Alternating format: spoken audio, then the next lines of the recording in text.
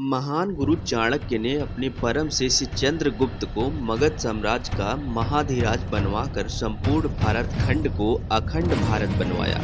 वहीं चंद्रगुप्त जैसे वीर की वीरता से भारत भूमि ने अखंड विस्तार किया। मौर्य शासकों के काल में भारत अपने बुलंदियों पर पहुंचा।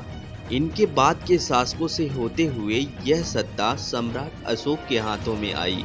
सम्राट अशोक बहुत ही वीर, पराक्रमी और हठी योद्धा सिद्ध हुए। इनका शुरुआती जीवन क्रूरता से बीता। इसी क्रूरता की वजह से भारत भूमि विश्व भर में पूजी जाने लगी। भारत का व्यापार, धर्म, समृद्धि अपने उत्कर्ष पर पहुंचने लगे। पर इतने महान और कुशल योद्धा सम्राट अशोक ने कलिंग के उस महाविनाशनी युद्ध के बाद बौद्ध धर्म अपना लिया और शांति के मार्ग पर वह धर्म की ओर बढ़ने लगे। पर शांति से शासन को मजबूती नहीं दी जा सकती। सम्राट अशोक और उसके बाद के शासकों से बौद्ध प्रचार से भारतीय धर्म खतरे में आने लगा। लोग राजाओं के डर से बौद्ध धर्म अपनाने लगे। भारत की हजारों साल से जमाई हुई सनातन धर्म व्यवस्था मिटने लगी। वहीं दूसरी तरफ उस जमाने का महान मौर्य साम्राज्य सनातन धर्म से अलग होने के कारण टुकड़ों टुकड़ों में बंटना शुरू हो गया, क्योंकि क्षत्रिय राजाओं ने बौद्ध राजा की अधीनता स्वीकार करने से मना कर दिया। वहीं एक तरफ दूर देश के राजाओं ने सनातन धर्म त्याग कर बौद्ध धर्म के शांति की राहों को चुनना स्वीकार कर लिया। क्षत्रिय तलवारों को छोड़कर केसरिया वस्त्रों में भिक्षुओं के रूप में शांति के गीत गाने लग गए। भगवान बुद्ध के संदेशों को दुनिया के हर राष्ट्र तक पहुंचाने के लिए राजाओं ने धन देना शुरू कर दिया। यह कुछ हद तक सही भी था कि भारत का धर्म दुनिया भर छाएगा, पर एक राष्ट्र के तौर पर देखें तो सुरक्षा को खतरे में डालने का कदम सिद्ध होने लगा। कमजोर हो चुके मगध साम्राज्य के सम्राट बृहद्रथ के शांति के राहों पर चलने के चलते विदेशी एवं यूनानी लगातार मौका पाकर भारत के सिंध पर हमला करना शुरू कर दिए। इन भयंकर हमलों का जवाब देना बौद्ध शासकों के लिए भारी पड़ रहा था।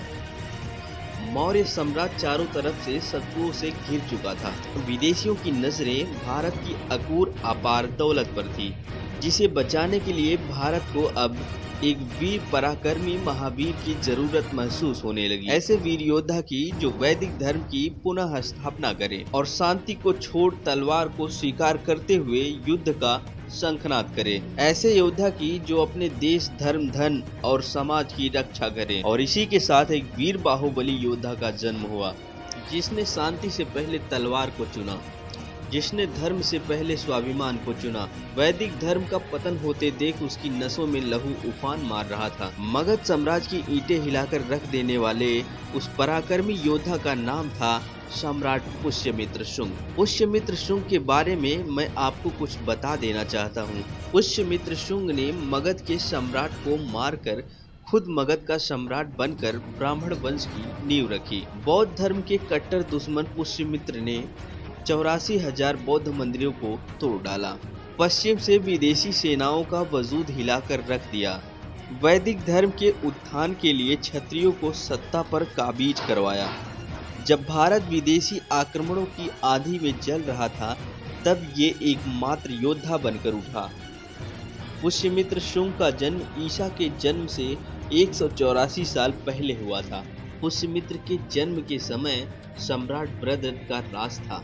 आगे चलकर इन्हीं राजा के सेना में सेनापति थे पुष्यमित्र शुंग, जो कि पूर्ण रूप से योद्धा थे, जो मात्र अपने स्वाभिमान के लिए जीते थे। बौद्ध भिक्षुओं के रूप में छुपे विदेशी आक्रमणकारियों को मारने के लिए पुष्यमित्र शुंग ने राजा बृहद्रथ से आज्ञा मांगी, लेकिन राजा बृहद्रथ ने आज्ञा देने से मना कर दिया। लेकिन पुष्यमित्र की नसों में खून उबाल मार रहा था।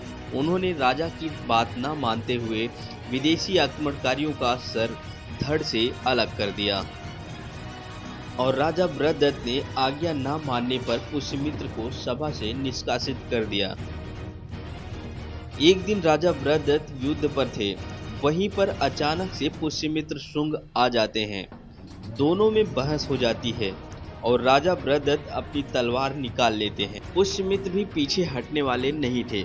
उन्होंने भी अपनी तलवार निकालकर राजा बृहद्रथ को 2 टुकड़ों में चीर दिया। यहीं से मौर्य वंश को समाप्त करते हुए पुष्यमित्र ने शुंग वंश की स्थापना की। इसी के साथ पुष्यमित्र ने ललकार देते हुए खुद को मगध का सम्राट घोषित कर दिया। पुष्यमित्र ने सम्राट बनते ही क्षत्रियों का शुद्धि का काम शुरू कर दिया और अपनी सेनाओं में क्षत्रियों को जोड़ना शुरू कर दिए। लगातार जीतों के बाद पुष्यमित्र ने समाप्ति की ओर जा चुके वैदिक धर्म को पुनः जीवित करने का काम किया। लाखों बौद्ध बन चुके हिंदुओं को फिर से हिंदू धर्म में लाया गया। पुष्यमित्र शुंग ने 3 बार अश्वमेध यज्ञ करवाते हुए खुद को अखंड भारत का आर्य सम्राट घोषित कर दिया।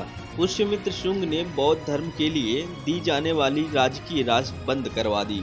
पुष्यमित्र कुछ हद तक बौद्धों से नफरत करते थे, लेकिन कुछ भी हो, अपने 36 वर्षों के शासन के दौरान पुष्यमित्र शुंग ने वैदिक धर्म की संपूर्ण भारत में पताका फहराई और संपूर्ण बौद्ध बन चुके भारत को फिर से वैदिक भारत बनाया।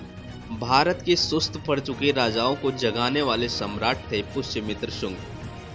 वीडियो आपको कैसा लगा हमें कमेंट करके जरूर बताइएगा। दोस्तों, अगर आप वीडियो पर नए हैं तो प्लीज़ वीडियो को लाइक कर लीजिए।